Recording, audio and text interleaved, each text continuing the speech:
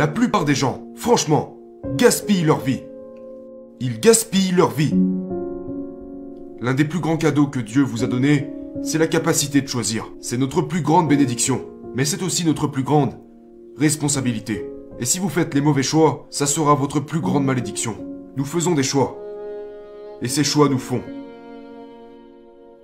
Si vous voulez que votre avenir soit différent de votre vie actuelle, vous devez faire des choix aujourd'hui, en rapport avec ce que vous voulez pour votre avenir. Si vous ne faites pas ces choix aujourd'hui, vous n'atteindrez jamais l'avenir que vous souhaitez avoir.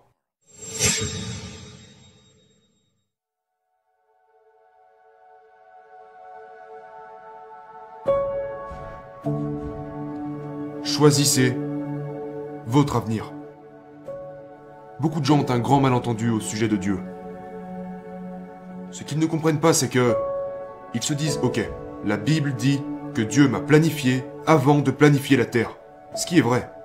Que Dieu avait un but pour ma vie avant même de créer l'univers. C'est vrai. Et donc beaucoup de gens pensent « Eh bien, puisque Dieu a un plan et un but pour ma vie, et qu'il a planifié tout ça bien avant ma naissance, eh ben, tout doit être prédéterminé. Tout doit être prédestiné. Tout est planifié à l'avance. Alors, j'ai plus qu'à attendre que ça arrive. La Bible enseigne exactement l'opposé. Oui, Dieu a un plan pour votre vie. Mais vous pouvez le rater. Ça n'est pas automatique. Et la plupart des gens manquent le but de leur vie. Dieu ne va pas vous forcer à le faire. Dieu ne vous forcera pas à vous réjouir du plan pour lequel il vous a créé. La plupart des gens, franchement, gaspillent leur vie. Ils gaspillent leur vie. Ils ne comprennent pas que ce plan et ce but doit être entrepris. Il doit être accepté, il doit être suivi. À plusieurs reprises, la Bible nous dit que Dieu ne vous forcera pas à suivre sa volonté. Il vous donne le choix d'accepter ou de rejeter sa volonté. Il vous donne le choix d'obéir ou de désobéir à ses instructions.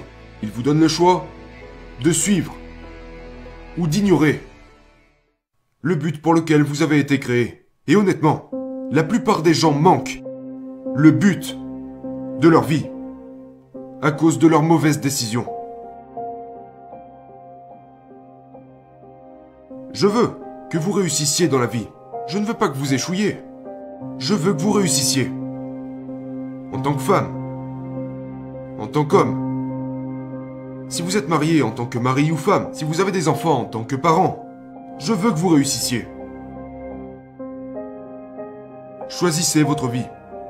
Choisissez votre vie.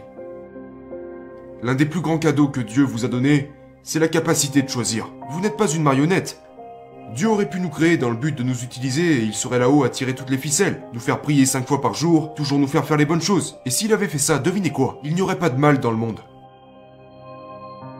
Il n'y aurait pas de fusillade dans les écoles. Il n'y aurait pas de racisme. Il n'y aurait pas de sectarisme. Il n'y aurait pas... de gens qui se battent. Il n'y aurait pas de guerre. Il n'y aurait pas d'abus sexuels. Ni de harcèlement. Il n'y aurait pas de mal dans le monde si Dieu nous avait simplement enlevé la liberté de choisir. Mais il nous a donné cette liberté. C'est notre plus grande bénédiction, mais c'est aussi notre plus grande responsabilité. Et si vous faites les mauvais choix, ça sera votre plus grande malédiction. Tout ce à quoi nous pensons influence grandement notre vie et ce qui nous arrive. Laissez-moi m'expliquer. Que vous arrive-t-il dans la vie? Je suis désolé pour toutes les choses qui vous arrivent. Nous sommes sur une planète endommagée. Vous ne faites pas toujours les bons choix. Et c'est la même chose pour les autres. Mais ce qui vous arrive dans la vie n'est certainement pas aussi important que la façon que vous avez d'y répondre. Parce que pour certaines personnes, traverser une mauvaise situation les renforce. Pour d'autres, ça les brise.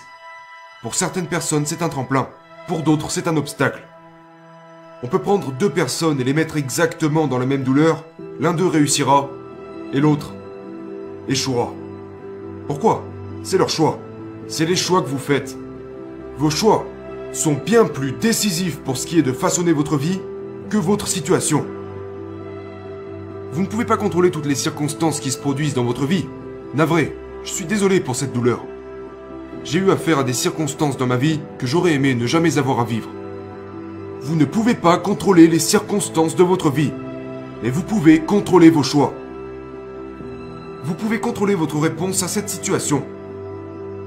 Vous pouvez également décider si quelque chose va vous affaiblir ou vous endurcir. Nous faisons des choix, et ces choix nous font. Vous êtes beaucoup plus façonné par vos choix que vous ne l'êtes par votre situation.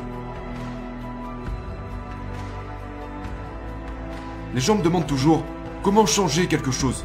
Et ce que vous devez faire pour changer quoi que ce soit, c'est de changer la valeur que vous lui accordez. Si vous voulez changer de maison, changez la valeur que vous accordez à votre maison.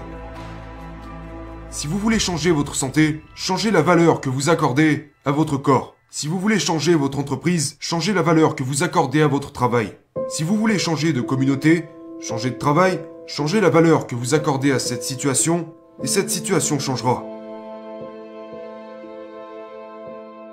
Seules les bonnes valeurs vous donneront le bon avenir. Où serez-vous dans 10 ans? Où serez-vous dans 20 ans? Sans même vous connaître, je peux vous dire où vous serez. Si vous me parlez de vos choix actuels, parce que les choix que vous faites aujourd'hui détermineront où vous en serez demain, pas les choix que vous ferez demain.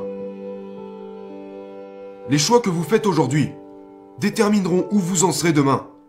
Les gens intelligents, les gens sages, se posent toujours la question « Que dois-je faire aujourd'hui pour m'amener là où je dois être demain ?» Ça s'appelle la sagesse. Si vous voulez être un leader, c'est faire des choix difficiles avant tout le monde. Ceci est la marque du leadership. Vous devez faire des choix difficiles bien plus tôt que tous les autres. Maintenant, il m'est arrivé d'entendre des parents dire « Eh bien, nous n'allons pas forcer nos enfants à aller à l'église. Nous allons les laisser faire leur propre choix. Nous allons juste les laisser grandir comme ils le souhaitent. » Il y a un mot pour ça, stupide. Pourquoi prendriez-vous le domaine le plus important de leur vie, la croissance spirituelle, et dire « Je vais juste les laisser se débrouiller avec ça ». Non, quand ils sont petits, vous faites des choix pour vos enfants. Les parents qui ne font pas de choix, qui ne font pas de bons choix pour leurs enfants, ne sont pas de bons parents. Ils ne sont pas responsables. Ils disent, eh bien, je vais laisser mes enfants regarder n'importe quel film. Je vais les laisser installer n'importe quelle application sur leur téléphone. Je vais les laisser jouer aux jeux vidéo le temps qu'ils veulent. Dans ce cas-là, vous n'êtes pas de bons parents. Ce n'est pas ça être un bon parent. Vous devez faire des choix pour vos enfants jusqu'à ce qu'ils soient assez grands pour les faire eux-mêmes. Si vous voulez que votre avenir soit différent de votre vie actuelle, vous devez faire des choix aujourd'hui, en rapport avec ce que vous voulez pour votre avenir. Si vous ne faites pas ces choix aujourd'hui, vous n'atteindrez jamais l'avenir que vous souhaitez avoir. Le premier choix qui façonne votre vie afin d'obtenir l'avenir que vous voulez est celui-ci. Refusez d'être défini par les autres. Refusez d'être défini par les autres. En tant qu'adulte, vous devez prendre cette décision et l'enseigner à vos enfants. Comment peuvent-ils le faire? En refusant d'être définis par d'autres personnes. Ils ne doivent pas laisser les autres déterminer leur identité. Maintenant, laissez-moi vous poser une question très importante. Qui laissez-vous déterminer votre identité?